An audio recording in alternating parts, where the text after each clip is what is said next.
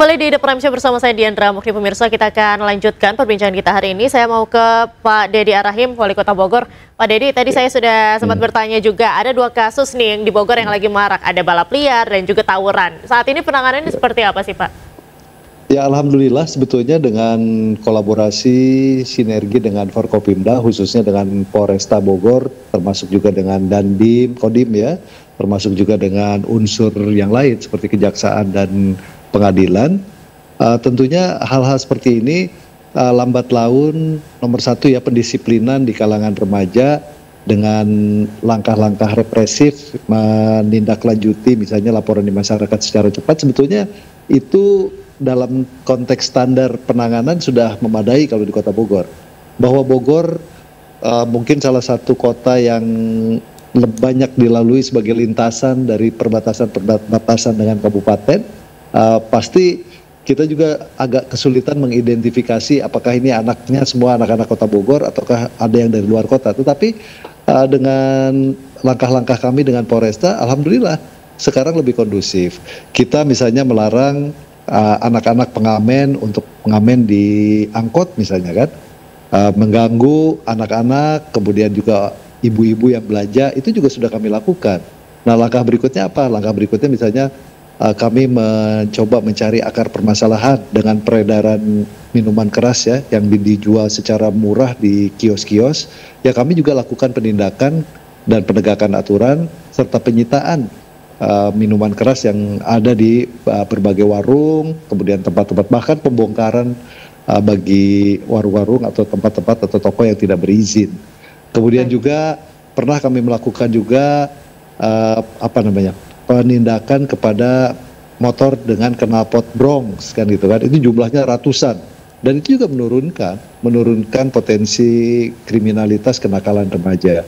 Belum lagi misalnya kami secara umum tentu keinginan untuk tadi ya mengajak juga orang tua, RT, RW melakukan monitoring. Di samping itu juga mungkin langkah-langkah yang sifatnya pendidikan keagamaan. Jadi memang kita pada prinsipnya menghadapi permasalahan kenakalan, tetapi setuju dengan ibu-ibu, bapak-bapak ya, Pak Lalu, tadi Bu Fitri, kemudian yang lain, langkah-langkah ini memang harus dilakukan secara komprehensif, memetakan secara lebih tepat ya, dan treatmentnya juga harus lebih sesuai dengan kaidah-kaidah pendidikan yang memang dibutuhkan. Baik, Pak Dedi, kecuali mereka yang sudah masuk ke kategori kriminalitas, silahkan ditindak. Kalau perlu dipenjara kan begitu. Pak Dedi, berarti untuk konsep yang diusulkan begitu sama Gubernur Jabar, Kang Deddy Mulyadi, ini juga menguatkan untuk hukuman represifnya bagi para anak-anak remaja begitu, untuk memasukkan menjadi dengan pendekatan militer. Ini setuju atau enggak sih, Pak? Tadi ya, kan kita juga perlu tahu durasinya berapa lama sih. Kalau kemudian masuk dalam kategori misalnya pendidikan di barak militer, tentu tadi harus ada pendampingan psikiater, psikolog kan begitu kan, kemudian juga mungkin ahli. Nah, ini juga kan apakah dipersiapkan, apakah hanya dimasukkan saja ke dalam barak militer, infonya suruh kan bangun pagi dan 6 bulan nih Pak untuk masuk ke barak militer, 6 bulan sampai 1 tahun. Nah, cukup nggak Pak itu untuk mendidik? Nggak, begini, idenya sangat cemerlang ya. Itu juga bisa menjawab permasalahan-permasalahan, namun tentu harus dikuatkan oleh syarat prasyarat yang memenuhi, kemudian juga fasilitas yang memadai, termasuk juga apakah ada tidak silabus, kurikulum, modul, serta pengajar yang mungkin bisa mendisiplinkan mereka, menjauhkan lagi mereka dari langkah-langkah yang sifatnya destruktif ya, bahkan sampai berpotensi melanggar hukum begitu ya. Pak Ubaid. Ya, mangga. Kalau kita terima kasih Pak Dedi. Pak Ubaid, kalau misalnya kita lihat ini pendekatan militer sebetulnya tepat atau tidak sih untuk melakukan pendidikan kepada anak-anak nakal ini? Ya, kalau dari perspektif saya ya sangat tidak nyambung gitu ya, sangat tidak tepat saja karena beda banget tadi kan apa yang harusnya dicapai oleh anak-anak di sekolah. Data hari ini misalnya peserta didik kita yang usia belajarnya 12 tahun SMA di ujung akhir ya, 12 tahun SMA kelas 3, itu rata-rata nasional. Kalau di tes kemampuannya, itu terjadi learning loss yang capaiannya sama dengan kemampuan anak yang 8 tahun masih. Padahal usia sekolahnya udah 12 tahun. Nah kemampuannya ini anak-anak kita ini masih 8 tahun gitu. Apalagi mereka ini harus tereksklusi dari sistem sekolah, lalu kita nggak tahu di barak militer diapain gitu, akan menambah masalah lagi. Nanti jangan-jangan nanti usia sekolahnya 12 tahun, kemampuannya masih 6 tahun. Ini bahaya sekali. Apalagi kalau kita lihat bagaimana sekarang capaian Indonesia, kita paling bawah di Asia Tenggara. Apalagi di dunia global kita mencapai rata-rata yang harus dicapai secara platform internasional masih belum. Kita masih di bawah rata-rata. Kemampuan apa? Hanya sekedar membaca, hanya sekedar berhitung, bahkan karakter kita juga sangat buruk sekali gitu ya. Sehingga ini menjadi penting, jangan sampai ada masalah solusinya nggak nyambung. Contoh misalnya tadi yang diceritakan Pak Dedi tadi ya, soal di Bogor ada balap liar gitu ya. Saya simak tadi balap liar ya, kan nggak mungkin gitu kan.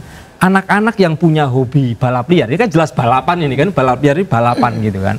Mestinya sekolah itu atau wali kota Bogor misalnya, bagaimana menjembatani anak-anak yang suka balap liar ini bisa balapan di Sentul gitu.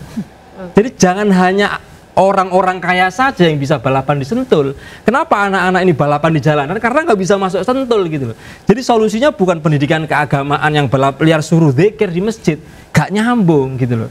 Jadi mestinya yang hobinya balap liar difasilitasi gitu ya. Masuk Sentul tiap hari Minggu, bebas, free, tanggung jawab wali kota atau bupati misalnya. Nah itu baru nyambung. Begitu pula dengan konteks sekarang, kita punya problem serius soal integrasi sekolah yang melemah, kemudian kemampuan dasar literasi numerasi yang tidak sesuai dengan usia sekolahnya, learning loss-nya sangat tinggi sekali. Maka kemudian kita nggak tahu kita juga nggak punya rekam jejak yang baik ya, bagaimana pendidikan militer ini ya. Yang kita tahu ya, pendidikan ala militer ini ada di mana? Setahu saya itu adanya di sekolah-sekolah kedinasan, gitu kan.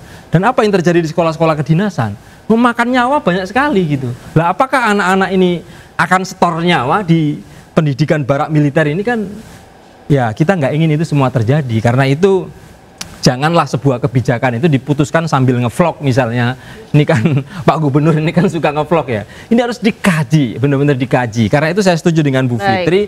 Ini juga nggak bisa diserahkan ke sekolah, semua kepala sekolah juga nggak bisa. Karena itu bagaimana melibatkan masyarakat, bagaimana melibatkan orang tua, bagaimana melibatkan dinas pendidikan. Jadi semuanya harus terlibat. Jangan kemudian bikin keputusan sambil ngevlog langsung barak militer. Wah ini bahaya ini. Baik, Pak Lalu, tadi dari diskusi kita hari ini masih kita lihat banyak sekali pro kontra yang timbul gitu. Nah, DPR sendiri menyikapinya seperti apa nanti Pak untuk usulan ini? Ya, tentu kita lihat dinamika ke depan ini kan terus menjadi perbincangan publik. Nah, saya beberapa hari lalu juga diskusi dengan Menteri Pendidikan Dasar dan Menengah. Ya, niatnya sih kita lihat bagus, tetapi sekali lagi mohon ada kajian, mohon ada petunjuk teknis pelaksanaan agar tidak disalahartikan. Nah, karena tidak mudah, kalau menyebut sih gampang sekali, masuk barak wajib militer atau bela negara itu gampang. Tetapi saya meyakini pelaksanaannya juga tidak semudah yang diucapkan. Nah, oleh sebab itu tentu harapan kami, di samping melibatkan pemangku kepentingan, konsep dari Kang Dedi juga harus betul-betul matang, harus betul-betul jelas. Nah, kalau sudah konsepnya matang, konsepnya jelas, ya silahkan saja. Tetapi lagi-lagi bahwa yang perlu juga menjadi pertimbangan adalah kategori yang saya sampaikan tadi harus jelas di publik. Kategori nakalnya itu apa? Definisi nakal itu seperti apa yang disampaikan? Apakah hanya balap liar? Apakah hanya tawuran dan sebagainya? Nah, ataukah kalau kita melihat dari negara-negara tadi yang ditayangkan oleh iNews TV itu kan, ada Amerika, ada Cina, Korea dan sebagainya melakukan hal yang sama. Tetapi ya ada baiknya juga, misalnya Kang Dedi menanyakan ke negara-negara tersebut bagaimana caranya sehingga mereka berhasil. Kemudian kategori yang dimasukkan ke dalam tanda kutip wajib militer itu seperti apa. Nah pertanyaannya, ini pendidikan wajib militer atau pendidikan bela negara, itu juga yang harus terjawab di publik. Harus lebih jelas. Baik, terima kasih Pak Lalu. Pemirsa The Prime Show masih akan kembali usai jeda, tetaplah bersama kami.